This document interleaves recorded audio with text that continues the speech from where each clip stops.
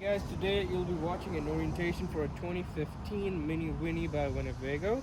It's a 23.5 footer, has a Ford E350 6.6 liter V8. Alright, it gives 9 to 10 miles per gallon. Considering the orientation will begin right here under this compartment, there's a generator. Alright, in order to start this generator, you start it from the inside. You have to prime it first. We'll teach you that step shortly, but in the meanwhile, this is a Cummins generator. Alright, it has enough capacity to take a load for your refrigerator, your microwave, and your air conditioning. Coming up here, this is where your electrical hookup is. Alright, so you have your electrical hookup right here. In order, so you have to connect it to shore power. Alright, you just disconnect it from the fuse box. You take it all the way out. Hypothetically, there's a switch right here. You just connect it. The system is smart enough that it will configure your ACs and DCs from your 110s and 120s. Alright guys, so when you're running the generator, you just have to make sure this switch is connected to the fuse box right there. So if it's not connected, your air conditioning, microwave, and certain outlets won't work. So just make sure when you're running the generator, it's connected right here. Alright guys, under here, this is your propane. Alright, whatever level you get, we have filled it up. Alright, so when you're returning the RV, you just have to fill up your propane as well as your gas, and you just have to return with the same levels. I will refer what levels I'm telling you later on in this video, but for now just focus on the propane. You just have to return with a full tank of propane. You can check the accurate levels from the inside, and if you have to open it up, it's already open. You just twist it anti-clockwise so it opens up, and if you have to close it, you just close it clockwise, you open it anti-clockwise. All right, and if you have to fill it up, mostly gas stations in Alaska have the facility to fill up propane. All right, and if you don't know how to do that, a gentleman at the gas station will definitely assist you. Okay guys, this is the exhaust for your furnace. It starts from the inside. This is the cable connection in case your RV park provides it, and this is the city water. So a city water represents a running water supply. We'll provide you a hose, and in case you have a water hookup at your RV park, it's pretty simple. We'll teach you how to connect it, and you can have a running water supply. So this is how you connect your city water. All you have to do, you have to plug in this end right here.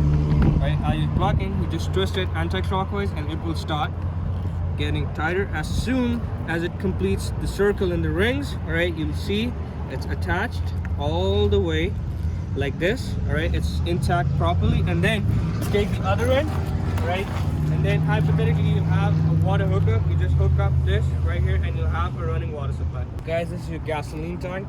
It has a capacity of 45 gallons. All right, so when you have to top it off, you have a full to full policy, so you'll receive a full tank and you'll have to return with a full tank, and I will recommend the premium fuel to fill it up. So guys, right down there, this is your sewer. All right, this is the black and the gray water. It's mentioned right here. So in order to make your life a little easier, all you have to do, we'll provide you a hose. We'll show it where it's located really shortly. All right, you just plug it in. All right, and when you're dumping it for the first time, what we recommend is you dump the black water first and the gray after, because the black one's connected to your toilet, the gray one's connected to your shower and the sink, so it's relatively cleaner. So when you're dumping it for the first time, black first, gray after. Or just to make your life a little easier, if you're going to an RV park, just plug it in right away and open the levers. All right, so when you go to an RV park, you have a designated parking spot, and along your hookups you'll have a drain most probably, so you can just connect the hose right away, open the valve, so you don't have to dump the tanks again and again. So guys, this is your storage. All right, have a hook right here to hold it. All right, so you have a spare tire. This is the hose we were referring to before. All right, and you'll have ample storage up here. You can store 2 to 3 suitcases, your groceries and stuff like that, or your camping equipment. That's your spare tire in case you have a flat tire. You know, you have roadside assistance, and when you're completing the paperwork, we'll definitely tell you about that.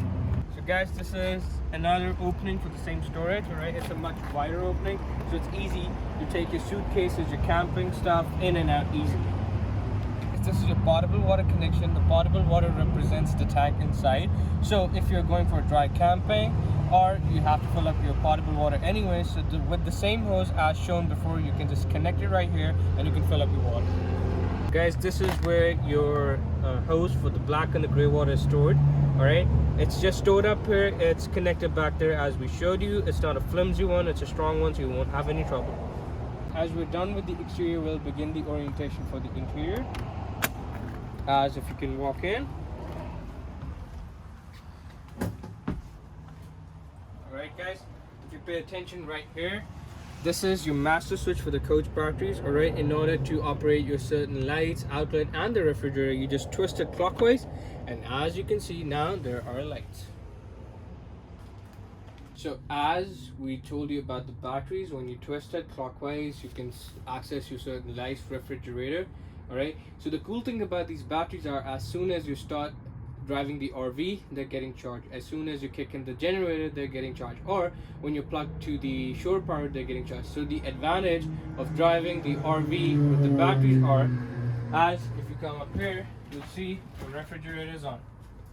Alright, so you can keep your perishable items, alright, your beverages, your dairy items cool inside as soon as you're driving.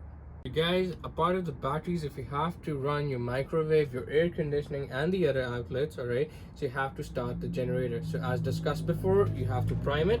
So you see the stop button right here, you press and hold it until your generator hours, they pop up like this. As soon as they pop up, you just hold it for 5 to 10 seconds. So guys, just in the meanwhile, as the generator primes, should I remind you, you guys are allowed 2 hours per night. If you wish to use the generator more, we charge $5 additionally. So we just hold it for 10 seconds, lift off and hold start, and now you have a smooth start to your generator. Your microwave turns on, your air conditioning turns on, and it's pretty easy. These three up here, this is your water pump. So when you're at a standstill and you have to pump out your potable water, you'll have to engage the water pump. But when you're engaged with the city water connection, you'll have ample pressure, so you don't have to turn it on. Right up here, this is your water heater. You just turn it on. It operates on gas, all right, your propane. So when you turn on, it's an instant hot water heater, but it will take a minute or two to get it lukewarm, and after that, 3 to 4 minutes, after 3 to 4 minutes, it will get steaming hot. And guys, these are your levels. All right, so whatever levels you get, you just return with the same levels. As you can see, your black water is empty, the gray water is empty, the fresh water is 2/3, the propane is full, the batteries are full. So you just return with the same configuration. Whatever configuration you get, you just return with the same one. Guys, this is the control panel for your air conditioning and your furnace. In order to run your air conditioning, you see there's cool, fan, off, and heat. All right, so in the middle it's fan. If I press it on the top left, all right, that would be cool. And this is your fan, right? And now you can control it. This is your thermostat for that, right?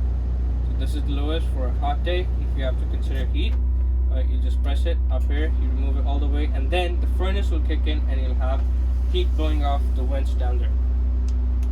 The guys, behind this cabinet is your plates, cups, and the pans. Right under here are your cutlery and your utensils, and your cutting board and your cutting knives. This is your stove. It doesn't need any kind of electrical output to run, it just needs propane. So just make sure your propane is on as demonstrated before. So all you do, you have to press light high and you twist it, right, and voila, you have your stove on. This is the exhaust fan right above the stove, right? So it has a strong propane smell, so you engage it, and this is your light. This is what it looks like inside of your fridge, and this is your freezer. So guys, right up here, these are your 4 pillows, 2 quilts, 2 sets of sheets, and 4 pillowcases washed and folded. Right down here are your towels, 4 full-size towels, 4 hand towels. Just remember guys, stained towels will be charged. This is your queen bed. Right above the top there are your cabinets. We don't film anything. These cabinets are kept empty for you guys, so you can store your clothes and your bags and everything. This is your diner. It has 3 seat belts, alright? So 1, 2, 3, 4, 5, alright? A driver, a passenger, and 3 adults or kids can be seated up here. You can have a lovely dinner up here, and if you have more people, you can use the bunk bed, and it's advised for kids only because it has a weight limit of 250 pounds. This is the ladder, right? So all you have to do is you have to connect it. It has some hangers right here, so all you have to do is you just move a little back, connect it, and then it has grippers so you don't slip, and you can go up and down pretty easily. So guys, this is your remote control for the TV and the DVD. It's most probably gonna be stored up here, and all you do is you turn it on. As you can see, it's turned on. It has a compatible DVD player, so you can, you know, like if you have kids on board, you can just put a DVD inside and they can watch along the drive. This is going to be the last step. All right, you'll start up the vehicle. You'll see there are no dash lights, you'll see the odometer, and you'll see the fuel level. So in order to start it up, you'll see this key by Ford. All right, you'll just insert it right here. You'll keep one foot on the brake, you twist it, you'll start it up, and you'll see now there's only two lights, one's for the e-brake and one's for the seat belt. I'm not wearing one. You should when you're driving. And in order to release the e-brake, there's a lever down here. You push it and you have the e-brake off. This is your infotainment screen, right? It's pretty simple. It has Bluetooth connectivity, and a part of that, this is your air conditioning for up here. Just twist it, see, voila, you have cool air flowing out of the vents. Guys, thank you so much for paying attention. Now we're going to sit for a basic journey. Some quick facts on the RV. It's a 24-footer. It has a height of 10.5 feet. It has a 35 gallons of black and gray water each, and along with 50 gallons of fresh water tanks. It gives 9 to 10 miles per gallon, and hopefully this was